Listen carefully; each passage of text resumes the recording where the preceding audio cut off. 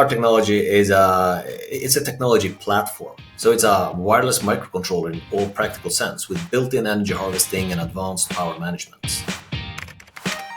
So today we are at the world famous ipX Studios, where we will be speaking to a new, disruptive, all about batteryless technology. And we'll be talking to Kjetil. Have I pronounced that properly, right? Kjetil?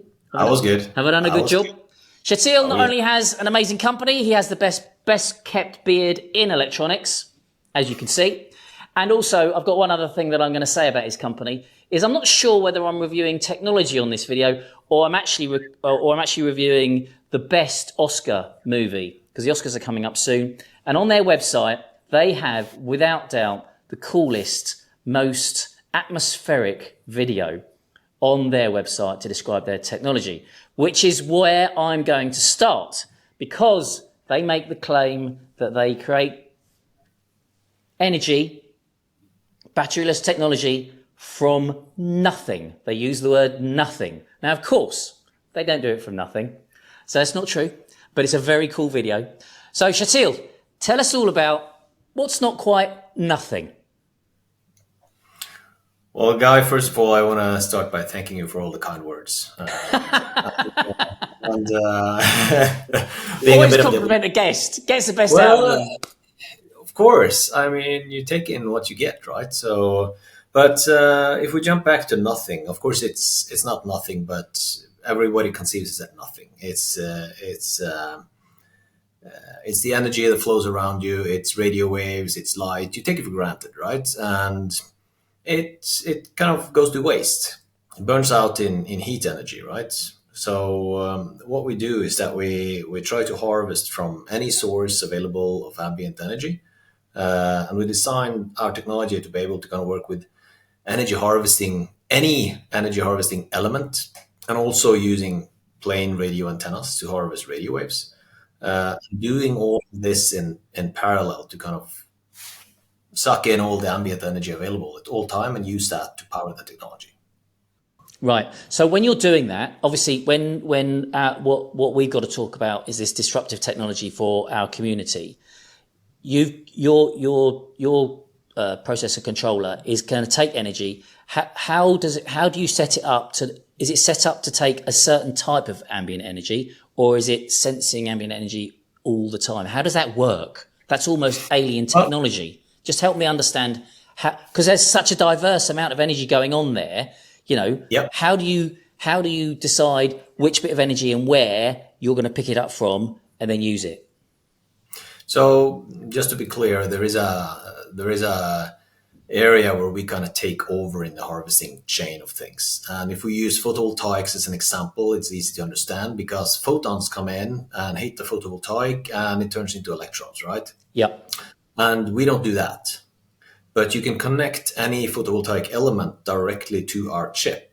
And our harvesting electronics will adapt to the type of photovoltaics you connect and to which state it is in, if it's warm or cold or much light or low light, and kind of track the effect coming out of that energy harvesting element to draw the maximum amount of energy at all time. That's what we do. Right, so that's from that bit. But when we're talking about other ambient energy, you were talking about, you know, all sorts of energy going on. How do you harvest that, and how do you sense that? So we can harvest. If you look at electrical signals, which is in all practical sense what we harvest from these elements, and also from an antenna that harvests radio waves. It's oscillating signals, right? Yeah. So we can harvest any oscillating signal within a frequency range, and we can harvest any voltaic signal from, for instance, a photovoltaic. Yeah. Okay. Voltage. Yes. Yeah. So I understand the photovoltaic bit. How does the chip harvest? Because that's a direct source. That's a direct source of energy. Yeah. However, you're giving an example where it's taking ambient energy from all sorts of other places. How's it taking in that energy? And is it always aware of that energy and then harvesting it? Or does the chip have to be set up differently? I think that's probably a better question. No, it's and that's an excellent question, Guy. And it kind of illustrates the uniqueness as well, because we always adapt to the energy and the source available. Fine. And we try to draw the most amount of energy we can at all time. And I mean, in a figurative speaking kind of sense, we put all the energy in a bucket, okay? And then when we need energy, we draw it from the bucket. And that bucket is a buffer, energy storage buffer, which is a ceramic capacitor in most cases outside of the chip. Right. So the chip actually is listening for energy, and as you say, puts it into a bucket, which is a capacitor. So it is always sensing what's going on around it in order to harvest. That's very clever. Is there anyone else in the world that does that kind of thing at the moment in that way? Not the way we do, and not as efficient as we do. Right. Okay. As we know of. I will never say never. No, that's fair enough. No, I think, but you know, you're going to know, aren't you? You've been doing. I mean, the company is nearly 8 years in existence, isn't it? So it's not like you woke up yesterday and decided that you're going to start a company and let's do energy harvesting. You know what you're doing, and you know how you've gone about doing it. Okay, so that's the energy harvesting bit. Tell us more about the chip, and tell us what more that it does. And more specifically, how, if you didn't exist, would our community solve the problem if you didn't exist? And then tell us the difference about what you do. That's a lot of questions in once, and even a crystal ball in there. So let me try to wrap that up. So, okay. First of all, our technology is it's a technology platform. So it's a wireless microcontroller in all practical sense, with built-in energy harvesting and advanced power management, where we kind of made a lot of unique IP. You have the kind of normal tools. It's like a Swiss Army knife for electronics. You can build any application on it. You have a processor, MCU, which is based on RISC-V. You have multiple radios. You have all the peripherals that you normally will find. You have industrial grade operating conditions. You have memory, RAM, ROM, flash, and multi-channel energy harvesting. So you can have all the tools necessary to build a wide range of applications on. And then when you've been to, because I mean, when we first introduced ourselves, we first had a chat, when you went through the long list of things that are on this chip, you sort of, certainly my reaction to that, and I'm sure will be our community's reaction to that is, that's a lot on there. You're really breaking some real boundaries there. So when you're doing that, is all of that, first of all, the first question is nearly all of that your own intellectual property, or have you taken bits from the best in class from other places, or is this technology that you designed specifically from scratch and built up? Well, the answer is easy. It's from scratch, all our IP built from ground up. And I mean, we couldn't do this if we didn't have the extraordinary team that we have. So it's definitely a massive team effort, and we're also kind of privileged to have long, dark winters in Norway. So it's a lot of good indoor working environment. So what should we do? Let's design a new chip. Got nothing else better to do.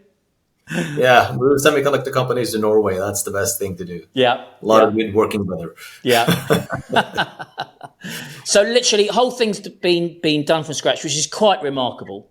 It's not the only time that I've come across a Norwegian company doing this. There are other companies that we've come across. So my experience of this kind of thing is that if you were a Silicon Valley based company, there'd be 150 people working on a project like this, and it would take them 4 years to get anywhere, to even have a chip, to even have something that they might spin out.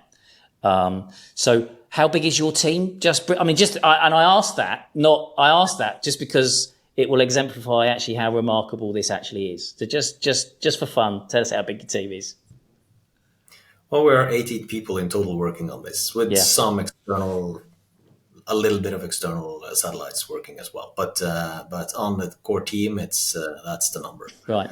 So, it's a well targeted or it's a well said point that you have there, because we get that all the time. How could you do this with such a small team, right? It's remarkable. It's obviously not impossible because you've done it, but that still doesn't make it not remarkable. Yeah. So when you just to remind ourselves of why we're having this interview, we're all about disruptive technology. So we're all about saying to people, there's mainstream technology and then there's the disruptive stuff. You fall into that, you use the word bucket for energy harvesting, so I'll use the same analogy of a bucket. When you sat down and said, we're going to basically reinvent how we take an MCU, how we use energy to power the MCU, what were your absolute sweet spots to attack? Because let's be honest, there's billions of dollars in this market. There's major billion-dollar companies. So who was the bit that you said, this is where we're going to win every design win with this chip, if possible? Well, I mean, it didn't start like that. So it started with a kind of a fundamental thing where we saw, and even the market cried for the kind of true stick and forget experience, right? On IoT devices. You wanted to get rid of the battery because scaling IoT was kind of limited by having to use a battery and having to do maintenance by switching batteries in devices all the time. And I mean, coming from the low power and advanced semiconductor development industry, we saw that, I mean, this is possible to do, but we need to forget all principles, how we've done things in the past, and forget using external IP. We need to do this from scratch, starting on a clean sheet and making everything from bottom up. And I mean, we had kind of high targets on things that we wanted to achieve. We wanted to achieve like these super, I wouldn't call it simple, but low complexity sensors that are in flexible substrates, for instance, in the medical space and so forth. And the requirements are pretty high, right? You need low cost, you need continuous monitoring efforts, you need wireless communication, and you need to be able to throw it in the garbage without it posing a sustainability issue. Right. So that was the start of it. And from there, we started to see, okay, what tools do we need in a technology platform to be able to achieve this? And here we are. Yeah. So consumable wearables, disposable wearables in medical, very high end, very specific, but you must have learned a huge amount while going on that journey. So you haven't designed a chip for, I mean, although that's a very exciting, very constantly developing market, the whole wearable diagnostic market is only going to grow as our demographics get older. There's going to be a very dynamic market. It's going to be a good market for you. But where else do you see that chip going with this IoT, this wireless, this communication, and this low battery? Please help me understand where you really see this, where you're, let's be honest, you're going to make a lot of money. Well, I mean, it's a good question. It's hard to give precise answers to, but I'll try to unwrap it a little bit. So first of all, the medical application was an example because that kind of puts very high level requirements to everything we do. And if we can do that, we can do most of the other applications in the market. So it's everywhere within everything from home automation, smart city, precision agriculture, industrial monitoring, predictive maintenance monitoring, and all of that. I mean, how can you put a sensor inside a machine with a battery and having to open the machine and replace batteries all the time? You can't do that, right? Yeah. And I mean, it's everywhere. We see new applications coming from customers every day.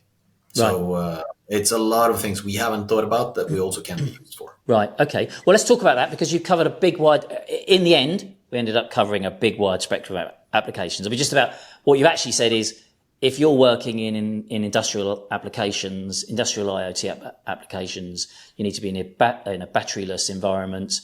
You need to get your data somewhere.